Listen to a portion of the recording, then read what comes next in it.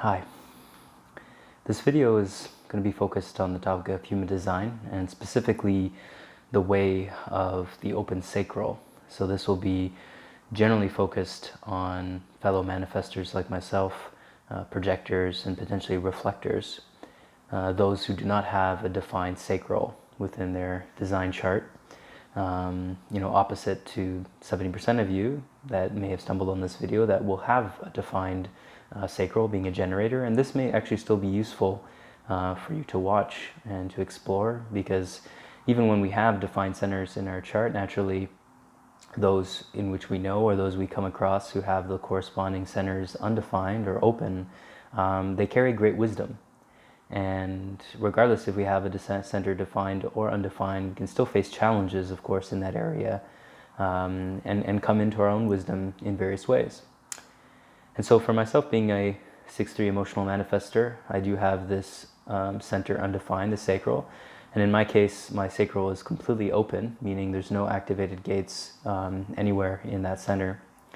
And so this has brought, a depth of natural challenges on this journey of looking to see where I really find myself in this energy. Where is this? What is this energy within my experience? And ultimately going to the extremes of, the intense conditioning that occurs within the open sacral, which for most manifestors and projectors will manifest as an amplification of the generator energy. And, in a sense, turning into a generator, getting really involved into a lot of day-to-day energy and tasks, and specifically responding to things that are coming around. And for a manifestor, this in so many ways is almost the opposite of our design and how we are to access our creative force and creative energy. And so when we are caught up through the conditioning of the generator aura, and specifically the defined sacral, there becomes this very intense amplification of this energy. And this energy, can certainly turn us into workaholics, or those who have, addictive type tendencies, really going overboard with certain involvements in various types of relationships. I mean, all of life is relationship management in a sense, whether it's a relationship to a person or to a career or to a habit. The intensity of our journey within relationships with people, places, and things generally are going to go overboard, or in a sense underboard, if that's even a term, to find through the extremes where balance lies within these dynamics and within this engagement.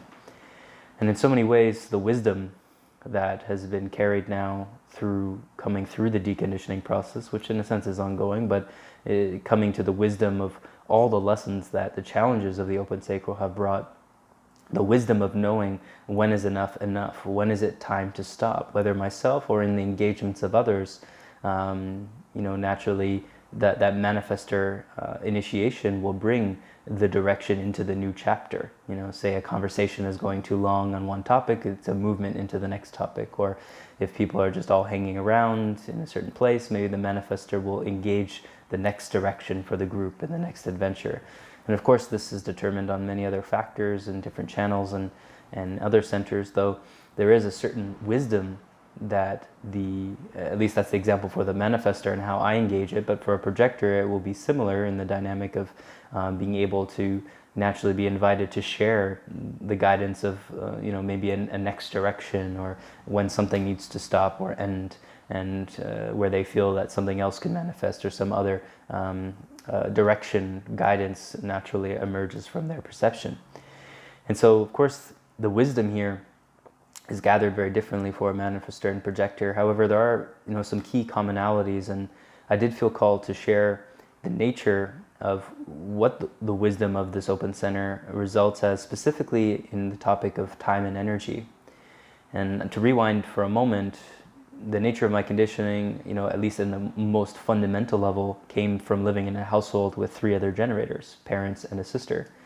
And so the intensity of this energy naturally elicits an ongoing way of acting and working and doing things and producing and engaging, and an ongoing pressure in a sense to be engaged in that.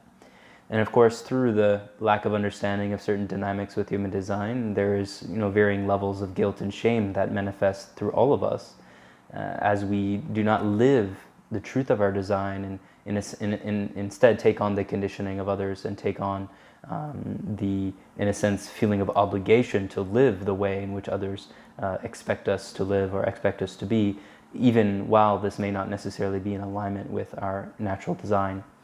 And so in my case, the essence of ongoing doing and becoming a generator, working 100-hour work weeks in businesses or in creations and things that I naturally had initiated, but then may have perpetuated and continued to engage in, turning into a generator or manifesting generator in a sense, through this ongoing movement of activity and energy, which constantly end up draining out for a period, resulting in a certain crash or resulting in anger arising, and then having to go through that transformation and that healing, and then moving into the next phase of, again, initiating again, which felt naturally okay, but then turning into a generator. And these cycles happened for quite some time, but over the course of the past 4 years or so of the deconditioning process that's been more intensified, the real recognition of what it means to move in one's rhythm, specifically as a manifestor, the rhythm of the engagements of the creative force that moves through us,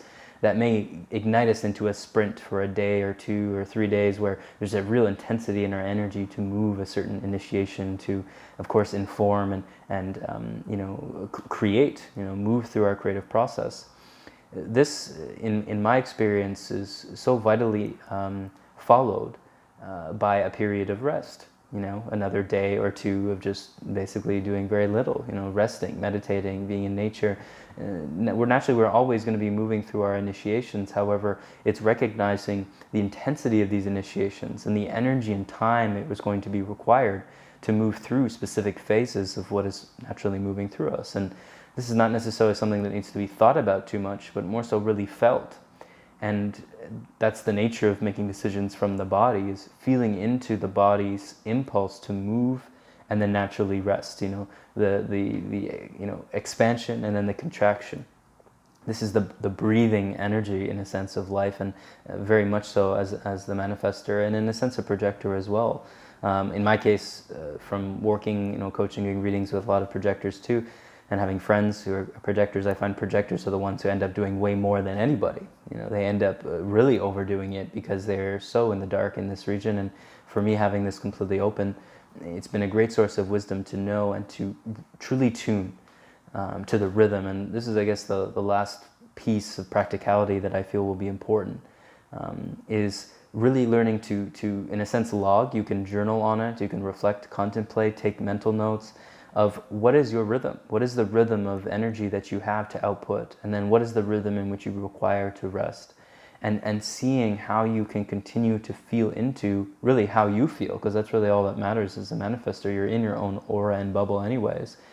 Feeling into, do I really feel like I'm going overboard? Does it feel like a lot of efforting right now? And if there's a lot of efforting, that's generally the sacral energy that's starting to really move and start to really take over, which slowly morphs you into the generator.